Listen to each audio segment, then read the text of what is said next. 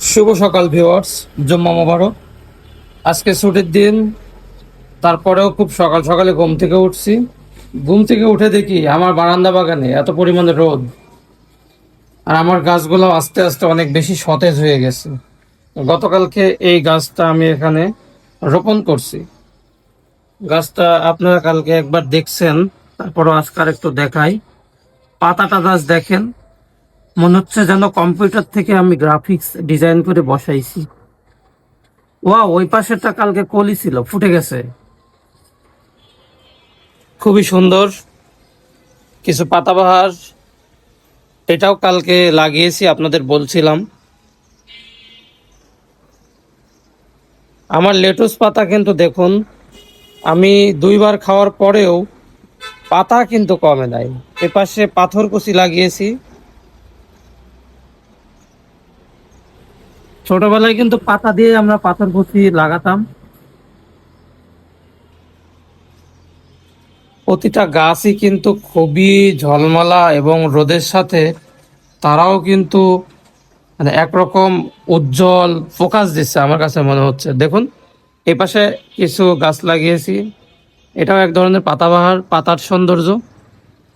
তবে এটা এখনো বুঝবেন না, যখন হবে তখন দেখবেন পাতাগুলা কিভাবে ঝুলে ঝুলে থাকে।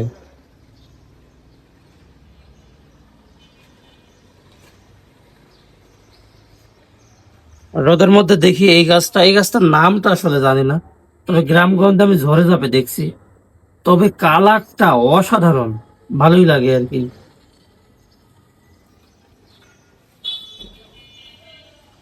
এই যে রঙনও কিন্তু ফুটছে। রঙনের পুরোপুরি ফোটে নাই, তবে এখন এই যে কলি থেকে হালকা দু একটা ফুল আছে, বেশ ভালো। আর আপনাদের কালকে বলছিলাম এই ফুলটার নাম কি, অনেকেই জানেন হয়তো, অনেকেই জানেন না।